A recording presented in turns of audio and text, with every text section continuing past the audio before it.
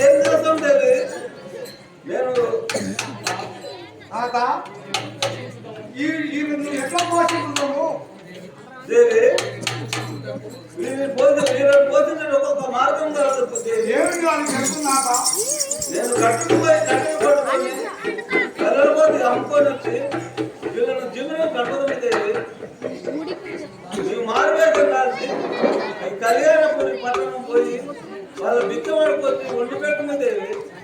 అదే మంచిది నాక నేను ఇప్పుడే కట్టుకుపోతున్నాను అలాగే పోయి మంచిగా రావాలి కాక